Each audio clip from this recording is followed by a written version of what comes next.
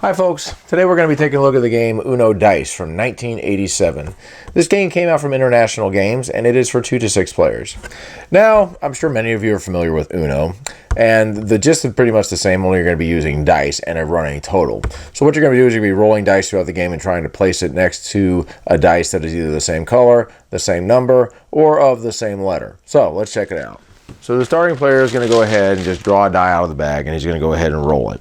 Now, if he ends up getting a number, he's just going to simply place it here anywhere on the board. If he ends up getting one of the following symbols over here, he's going to simply follow what these instructions say, and there's different ones here. But let's just go ahead and say he got a number, and he's going to go ahead and let's just say he decides he's going to place it over there. So after that happens, the player to the left of the starting player is going to go ahead and draw 4 dice out of the bag, and he's going to go ahead and roll all of them. And what he's going to do is he's going to go ahead and just simply try to get a match next to the die. Now, it can be either a die of the same color, or it can match either the number or the letter command of the previous die. So I could do something like this. Now, what you're going to be doing in this game is you're going to be doing a running total. So since the first player placed the 2, he'll get 2 points. The second player, he placed this, so he'll get 2 points as well. And then you're going to go ahead and pass the dice that are remaining to the next player, and he's going to go ahead and roll them. Let's say he rolls them. He's rolled a 4. So let's say he decides he's going to place the 4 over here. So now he has gone ahead and gotten 6 points. So we'll go ahead and talk about the letter dice over here. If you play this, you're going to draw 2 dice out of the bag and keep them to add to the dice that you normally would receive at the beginning of your next turn. And the next player is not going to be skipped. If you end up doing a reverse over here, you're going to simply just reverse the order of play. A wild can be played next to any die, and this is going to allow you, and once you place it, you'll be able to pick whatever color that you want, and it will stay that color until the end of the game. Let's see, where's that wild draw 4?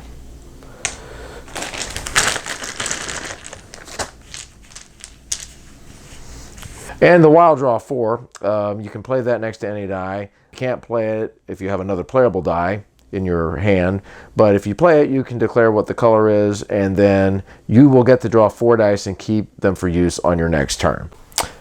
This is the skip die. If you roll this, the next player is simply going to get skipped.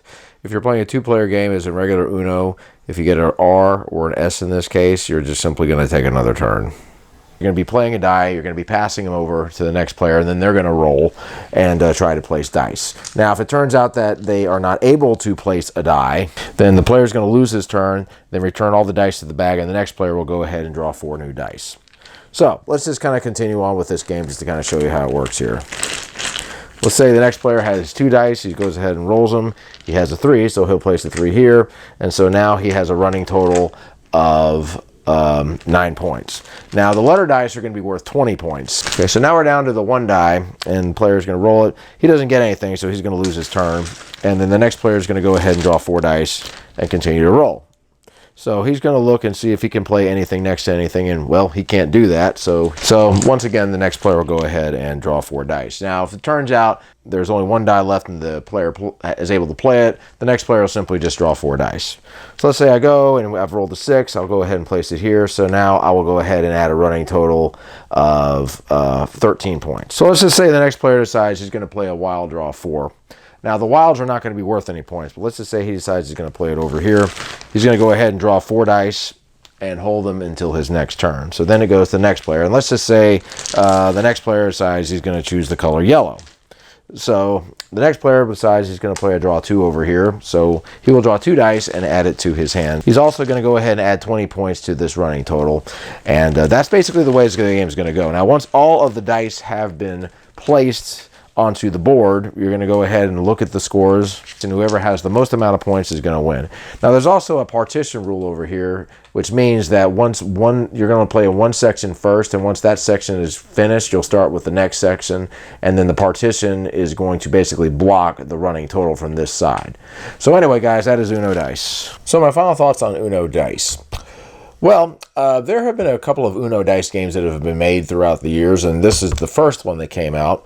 And I think this game plays a lot like Uno, as it should, but it also has some different rules, like with the drawing dice. you're going to be keeping the dice for yourself as opposed to making your opponent draw any cards and using those dice to try to gain an advantage as far as scoring goes. The running total idea is an interesting idea. You're just going to constantly be adding points to your score as you play these things. And then you have the partition rule that can make the game a little bit more difficult. Now, there's also some other variants that you can play with this. There's like a Yahtzee type variant, I think, and a couple of others.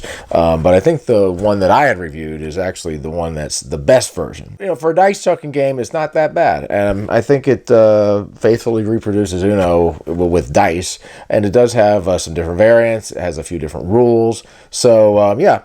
I guess if you are a fan of Uno and you want to, check out a dice version of the game, check this version out. It doesn't cost that much. All right, guys. My review of Uno Dice is now complete. We'll see you later. Keep on gaming.